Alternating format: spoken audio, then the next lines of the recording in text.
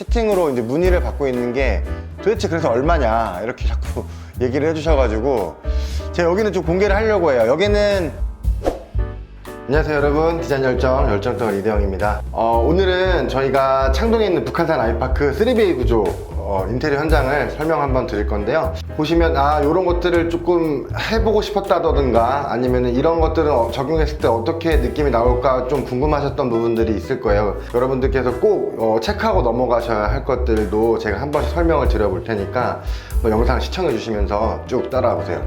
현관 부분인데 이 신발장 밑에가 다 미장이 되어 있었어요. 그래서 원래 여기가 단이 다 이렇게 만들어져 있었거든요. 근데 이거를 단을 철거하면서 굳이 신발을까지 띄우기에는 가성비가 안 나오는 작업이다 라고 생각하셔서 빼시는 분들도 간혹 계시긴 한데, 여기는 반드시 철거를 해서 신발장 하부 띄우기를 해야 되는 공간이라고 생각을 해요. 이게 왜냐면 이 방화문하고 들어오면서 전면으로 마주보고 있는 부분이기 때문에 여기가 콱 막혀 있게 되면 디자인적으로도 그렇고 시각적으로도 그렇고 굉장히 답답함이 크거든요. 그래서 여기는 꼭 철거를 하고 이렇게 하부 띄우기를 해서 신발 넣었다 뺐다 하고, 아시죠? 뭐 조명 나오고 그런 부분들은 꼭 적용을 하셨으면 좋겠고요. 중간에 이렇게 중간 띄우기 같은 경우는 여러분들께서 뭐 호불호가 있을 수도 있어요. 저는 가능하면 많이 넣는 편인데 현관에 들어왔을 때 집이 화사해 보이고 그런 부분들을 어떤 부분에서 저희가 체크를 해야 할까를 봤을 때는 저는 이 중간 오픈박스가 가능하면 꼭 필요한 부분이라고 보여요. 고객님들께서 가끔 저한테 이제 전화를 주세요. 사장님, 이 터치가 망가진 것 같아요.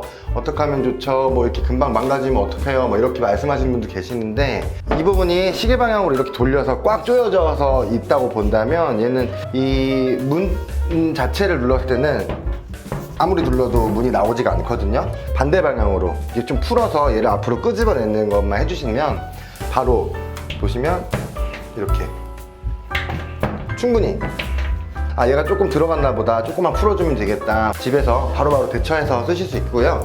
근데 여러분들께서 얘를 열었는데 이거 자체가 아예 꾹꾹 해서 눌러도 안 된다, 그건 망가진 게 맞거든요. 그러니까 이런 것들도 어쨌든 소모품이기 때문에 저한테 연락 주시면 저희는 또 바로바로 달려가서 교체하고 AS 진행해 드리고 있어요. 중문은 자주 하죠. 제가 이렇게 밀기도 하고 당기기도 하는 스윙도어, 여기도 똑같이 적용을 했고요. 스윙도어를 시공을 하면서 가능하면 최대한 타이트하게 저희가 시공을 하려고 노력도 하고, 모여도 틈 없이 들어갈 수 있도록 전부 다 적용을 해서 만들고 있기 때문에 단열이라든가 소음 부분들도 뭐 완벽하다고 100%까지다 이렇게는 말씀드리는 건 아니겠지만 그래도 90% 이상은 거의 잡히고 있거든요. 한번 보여드릴게요. 제가 이렇게 여기서 얘기를 하다가 문을 닫고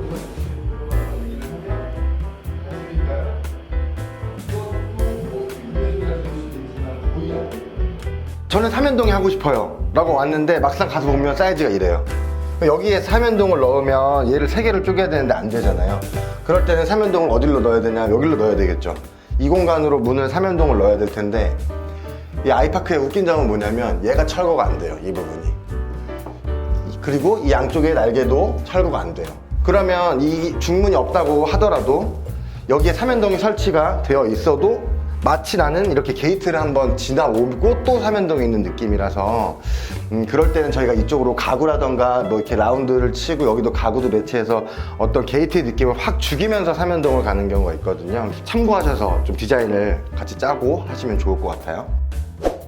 거실 같은 경우는 시스템 에어컨도 적용하고 커튼 간접도 적용하고 매입등 적용하고 등박스 넣고, 그러니까 뭐 거의 정석이죠. 우리 30평 3베이 구조의 거의 정석이라고 보면 되는데, 특이한 점은 여기는 이 소파 부분 자리 쪽으로 제가 붙박이를 다 쭉 배치를 했어요.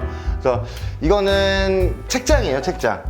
그래서 이쪽으로는 저희가 슬라이딩 도어를 달아서 깊이는 기성 책장 나오는 것처럼 30cm 간격을 유지한 다음에 이렇게 책장을 쭉 배치를 했고요. 그래서 여기는 가운데에 있는 문은 이쪽으로도 이렇게 열리고 이쪽으로도 이렇게 열리고, 그리고 이쪽으로는 또 수납장 이렇게 다 터치해서 여기도 책장도 되고 뭐 이렇게 수납 선반 넣어서 여러 가지 물건들도 보관할 수 있게끔. 주방 같은 경우에는 여기는 고객님께서 이쁜 식탁을 꼭 놓고 싶다고 하셔서 사실 이렇게 아일랜드를 빼는 구조도 생각도 해보고 냉장고를 이쪽도 배치도 해보고 했는데 구조적으로는 기본 구조 기역자를 그대로 유지를 하면서 김치 냉장고를 저쪽으로 확장을 해서 베란다 쪽으로 제가 배치를 해봤어요. 제가 냉장고를 원래는 이 라인을 맞추고 싶었던 게 굉장히 강했었는데, 제가 이 벽체의 마감 라인과 이 창문 마감 라인을 봤을 때, 제가 저번 영상에도 한번 말씀드렸지만 이 냉장고를 나는 이 확장된 주방 베란다 공간에 넣겠다라고 마음을 먹었을 때는 단열을 반드시 굉장히 두껍게 아주 꼼꼼하게 잡아야 되는 거거든요. 저희는 단열을 두껍게 잡아서 냉장고 문 라인만 조금 튀어나오게끔 마감을 하겠다라고 말씀드려서 이런 식으로 마감을 했어요. 근데 뭐 사실 디자인적으로 저도 조금 거슬리는 부분은 있지만 뭐 사용함에 있어서는 전혀 무리 없이 쓰실 수 있게끔 배치를 해봤습니다. 거실 욕실 한번 보실게요. 이곳은 역시 600각으로 저희가 또 구성을 했어요. 더 도시적이고 어떤 느낌적으로 뭐 호텔 느낌이라기보다는 좀 깔끔하고 정갈한 느낌, 그런 느낌을 조금 강조하려고 했거든요. 저희는 젠다이를 가능하면 여기서부터 쌓아서 이 샤워가 있는 공간까지 쌓는 거를 추천을 드려요. 장점이 뭐냐? 우리는 코너 선반을 안 넣어도 되는 거죠. 그걸 하면서 여기 고객님께서는 파티션을 이렇게 다시 T자로 조적을 쌓아서 이런 식으로 마감을 원하셨어요. 통 유리로 있는 것보다는 청소도 더 용이할 것 같고 디자인적으로도 조금 더 재밌게 풀어나갈 수 있는 부분이라서 저도 선호하는 디자인 욕실이에요. 다음은 안방 공간인데요. 밤에 주무실 때는 에어컨을 틀고 주무실 때 조금 춥다라고 느끼실 수도 있는데, 그럴 때는 사실 에어컨보다는 실링팬 정도만 틀고 주무셔도 역할을 하기 때문에 안방에도 요즘에는 많이 실링팬을 넣고 있는 추세죠. 원래 여기 이제 슬라이딩 도어가 있었어요. 고객님께서는 여기는 뭐 슬라이딩 도어가 굳이 필요하지 않다라고 하셔서 여기를 슬라이딩 도어를 띄워버리고 이렇게 붙박이를 여기서부터 저기까지 일자로 쭉. 특이점이 뭐냐면 여기는 이 부가 지나가요. 무턱대고 철거했다간 집이 무너지겠죠. 붙박이를 여기까지가 원래 안방 공간이라고 한다면 12자가 딱 나와서 여기서부터 요만큼을 제가 원래 한 통을 짧게 낮게 만들까 했는데, 그렇게 되면 어쨌든 죽는 공간에 수납이 더 생기기 때문에 고객님이랑 얘기를 해서 저는 여기다가 이렇게 가방 넣는 공간을 만들었어요. 아니면 또는 뭐 작은 어떤 물건들 또 수납도 할 수 있게끔 빈틈 수납장을 요 딱 도 지나가는 자리만큼 구성을 하고, 나머지도 또 다 같이 이렇게 또 넓게 구성을 해서 뭐 마감을 한번 해봤습니다.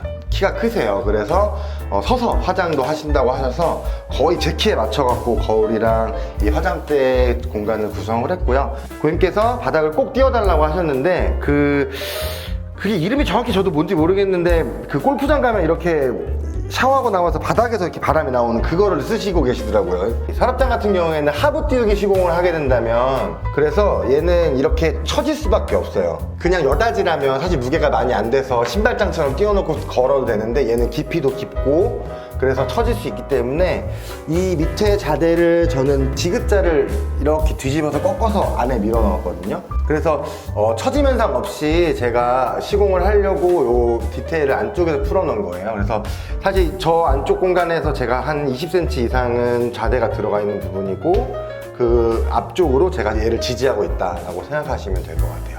여기는 거실하고 똑같은 컨셉이에요. 똑같은 컨셉인데 여기가 넓은 공간이 아니다 보니까 사실 의미가 없더라고요. 사람이 여기서 지나다니려면 최소 여기는 70cm 이상이 필요한데, 타일 보시면 60cm가 여기까지거든요. 그러면 파티션을 여기서 요만큼 정도를 세워야 한다는 건데, 이거는 의미가 없다. 여기다 세워도 어차피 문 내가 씻을 때 닫힐 거다. 저의 개인적인 생각으로는 이 벽에서 30-40cm짜리 이 파티션은 사실 의미가 없다. 차라리 이거 시공할 돈으로 뭐 청소기를 바꾼다던가, 저는 그런 식으로 접근하시는 게 맞다고 생각해요. 이 집은 수납이 강조가 굉장히 많이 됐고, 그 다음에 깔끔하고 정갈하게, 그리고 어떤 트렌드를 따라가기보다는 고객님께서 원하시는 니즈를 명확하게 표시가 되어 있는 느낌으로 제가 인테리어를 했다고 생각해요. 제가 그러니까 요즘에 조금 채팅으로 이제 문의를 받고 있는 게, 도대체 그래서 얼마냐 이렇게 자꾸 얘기를 해주셔가지고 제가 여기는 좀 공개를 하려고 해요. 여기는 몇 건 빼고 여기는 평당 170만 원대다. 주방도 그렇고 수납장도 그렇고 굉장히 많죠. 수납 공간도 되게 많이 했는데도 불구하고 제가 이렇게 아끼면서 할 수 있었던 건 내가 우리 직원들하고 저하고 같이 땀 흘리면서 먼지 먹으면 되는 거라 저희만 노력하면 여러분들한테는 조금 더 이쁘고 조금 더 아늑하고 조금 더 편안한 공간을 만들 수 있다는 생각을 저는 항상 갖고 있거든요. 그러니까 고민하지 마시고 언제든 연락 주시고 다음 현장에서 뵙도록 할게요. 안녕히 계세요.